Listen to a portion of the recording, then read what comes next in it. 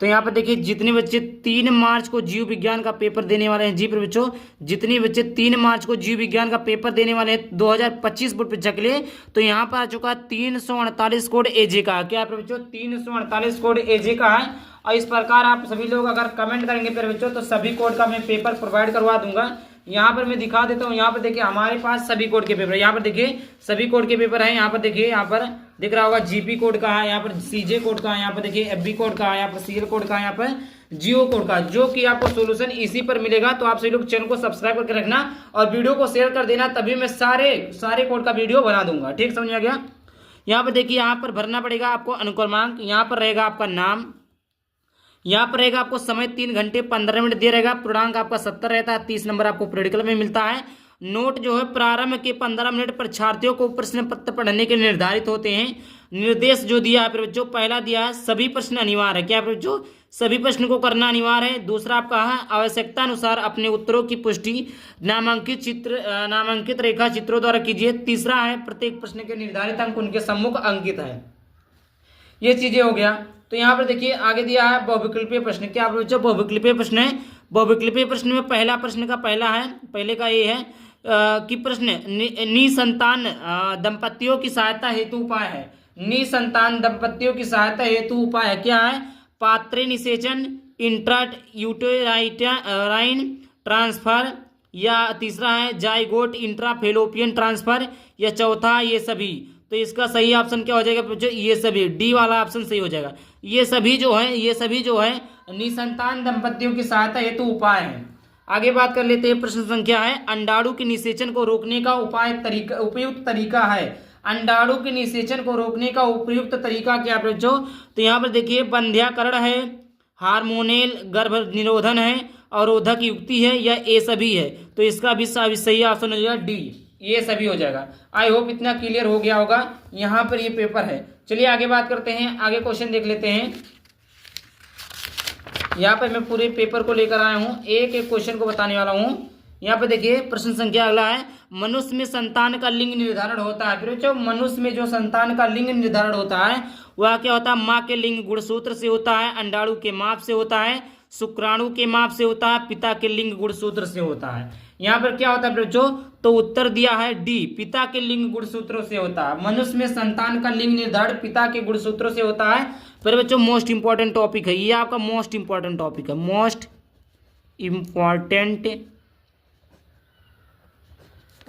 Important topic है ये आपका। आगे बात करते हैं। प्रश्न संख्या अगला है कि विसरण की अंतराली लेडिंग यानी कोशिकाओं से स्रावित हार्मोन है। क्या पर बच्चों? तो एंड्रोजोन है, एस्ट्रोजोन है, एफएसएच है, मानो अपरा लेक्टोजन है। क्या है बच्चों इसका सही ऑप्शन? तो इसका सही ऑप्शन हो जाएगा ए, एंड्रोजोन है। क्या बच्चों? एंड्रोजोन है। तो यहाँ पर 5 एमसीक्यू थे। कितने थे? 5 एमसीक्यू थे, जो कि आपके क्लियर हो गए होंगे। आगे बात करते हैं। आगे आपका है अति लघु उत्तरीय प्रश्न। क्या बच्चों? यहाँ पर है अति लघु उत्तरीय प्रश्न। तो प्रश्न संख्या पहला है कि 2 बीजों के नाम लिखिए जिनमें बीज के परिपक्व होने से पूर्व भ्रूणपोष विकासशील भ्रूण द्वारा उपयोग कर लिया जाता है। तो उत्तर हो जाएगा मटर, सेम आदि अभ्रूणपोषी बीजों में भ्रूण संचित भ्रूणपोष का उपयोग कर लेता है। अगला प्रश्न है कि परागकण को परिभाषित कीजिए। तो परागकणों को परागकोश से मुक्त होकर उसी प्रजाति के पुष्प के वर्तिकाग्र तक स्थानांतरण परागकण कहलाता है। यह 2 प्रकार का होता है, स्वपरागण होता है तथा परपरागण होता है। कितने प्रकार का होता है बच्चों? टोटल 2 प्रकार का होता है, स्वपरागण, परपरागण। स्वपरागण क्या होता है? जो स्वयं से करता है। परपरागण क्या होता है? जो दूसरों पर आश्रित होकर करता है, जैसे मनुष्य क्या परपरागण है। प्रश्न संख्या अगला है जलीय परागण। जलीय परागण करने वाले किन्हीं 2 पौधों के नाम लिखिए। तो हाइड्रिला हो गया, बेलेस्निडिया हो गया, जेस्टोरिया हो गया, जोस्टीरिया हो गया। ये आपका है प्रश्न संख्या। आगे आपका रुधिर वर्ग ओ वाला एक पुष्प रुधिर वर्ग ए बी वाली स्त्री से विवाह करता है, उसकी संतानों का रुधिर वर्ग क्या होगा? उसकी संतानों का रुधिर वर्ग क्या होगा बच्चों? तो यहाँ पर उत्तर देखिए संतानों का रुधिर वर्ग जो होगा ए या बी होगा। ए बी व ओ, ए बी हुआ वो कभी नहीं हो सकता। समझ आ गया? चलिए आगे बात कर लेते हैं। आगे यहाँ पर है अनुवांशिकता तथा अनुवांशिकी में अंतर स्पष्ट कीजिए। अनुवांशिकता तथा अनुवांशिकी में अंतर स्पष्ट कीजिए। तो अनुवांशिक या वंशागत लक्षणों के जनकों से संतति में संचरण को अनुवांशिक या वंशागति कहते हैं। अनुवांशिकता तथा विभिन्नताओं के अध्ययन को अनुवांशिकी कहते हैं। बात करते हैं लघु उत्तरीय प्रश्न। अब यहाँ से आता है लघु, क्या आता है? लघु उत्तरीय प्रश्न, जो कि मोस्ट, जितने भी प्रश्न हैं उत्तर के साथ हैं और ये मोस्ट इंपॉर्टेंट क्वेश्चन है फिर बच्चों, मोस्ट इंपॉर्टेंट है। ठीक, आगे बात करते हैं फिर बच्चों। आगे है लसिकाभ। लसिकाभ अंग क्या है? मानव में पाए जाने वाले प्राथमिक तथा द्वितीयक लसिकाभ अंगों के एक एक उदाहरण तथा उनके कार्य बताइए। तो उत्तर हो जाएगा लसिकाभ अंग। इनमें लसिका अणुओं की उत्पत्ति परिपक्व कण तथा परचूरो भवन होता है। प्राथमिक लसिकाभ अंग जैसे अस्थिमज्जा, थाइमस, ग्रंथि आदि। इनमें अपरिपक्व लसोकाणु प्रतिजन संवेदनशील लसिकाणुओं में विभेदित होते हैं। ये चीजें आपकी होंगी। आगे बात कर रहे बच्चों, आगे है द्वितीय लसिका अंग जैसे पलीहा, लसिका ग्रंथिया, ट्रांस्टल तथा श्लेष्म संबंधित लिम्फाइड उतक एमएलटी जिसे कहते हैं आदि परिपक्वन के पश्चात लसिकाणु द्वितीय लसिकाभ अंग में पहुंचकर प्रतिजन के साथ पारस्परिक क्रिया करते हैं।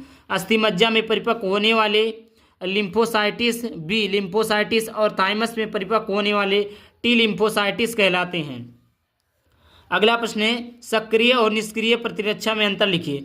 तो यहाँ पर सक्रिय प्रतिरक्षा है, निष्क्रिय प्रतिरक्षा है। सक्रिय प्रतिरक्षा में देख लीजिए, जब व्यक्ति के शरीर की अपनी कोशिकाएं रोगाणु के प्रति प्रतिरक्षा पैदा करती है तो उसे सक्रिय प्रतिरक्षा कहते हैं। दूसरा है यह प्रतिरक्षा धीमी होती है, इसमें प्रभावशाली बता दें सभी शरीर की रक्षा के लिए किसी अन्य जीव के शरीर में बने प्रतिरक्षी सीधे ही शरीर को दिए जाते हैं तो यह निष्क्रिय प्रतिरक्षा कहलाती है। यहाँ पर यह प्रतिरक्षा तुरंत प्रभावी दिखाती है। और ये क्या है? प्रभावशाली अनुक्रिया प्रदर्शित होने से अधिक समय लगता है। इसका प्रभाव कुछ समय के लिए होता है या पूरे जीवन पर कार्य करती है। उदाहरण मानव में टिटेनस, रेबीज आदि रोग टीकाकरण द्वारा प्रतिरक्षा। उदाहरण है मानव चेचक के प्रति प्रतिरक्षा। ये चीजें होंगी आपकी। एक प्रश्न और बचा है यहाँ पर आपका जो कि इम्पोर्टेंट है। यहाँ पर देखिए प्रश्न है सहज, जन्मजात और उपमार्जित प्रतिरक्षा में अंतर लिखिए। तो उत्तर हो जाएगा सहज प्रतिरक्षा, उपार्जित प्रतिरक्षा। तो सहज प्रतिरक्षा में सहज प्रतिरक्षा एक प्रकार की अभिष्ट प्रतिरक्षा है। उपमार्जित प्रतिरक्षा रोग विशिष्ट होती है। यह जन्म के समय मौजूद होती है, यह जन्म के बाद प्राप्त की जाती है। यह प्रतिरक्षा हमारे शरीर में रोग जनकों के प्रवेश में विभिन्न प्रकार के अवरोध खड़ा करती है। और इसमें है कोशिकाओं व एंटीबॉडीज द्वारा सामना करती है। रोगजनक से प्रथम सामना होने पर अपेक्षाकृत धीमी प्राथमिक अनुक्रिया होती है, बाद में उसी रोगजनक से सामना होने पर तीव्र द्वितीय अनुक्रिया उत्पन्न होती है। जैसे शारीरिक रोध, इसका हो शारीरिक रोध, क्रियाएं रोध, कोशिकाएं रोध, साइटोकाइन रोध आदि। फिर यहाँ पर है रोगजनक से प्रत्येक बार नया सामना होता है, स्मृति कोशिकाएं नहीं बनती। तो इसका उत्तर हो जाएगा सक्रिय व निष्क्रिय प्रतिरक्षा में विभिन्न नहीं हो, सक्रिय व निष्क्रिय प्रतिरक्षा में भिन्न होती है। ये आपका पूरा पेपर था। आई होप समझ में आया।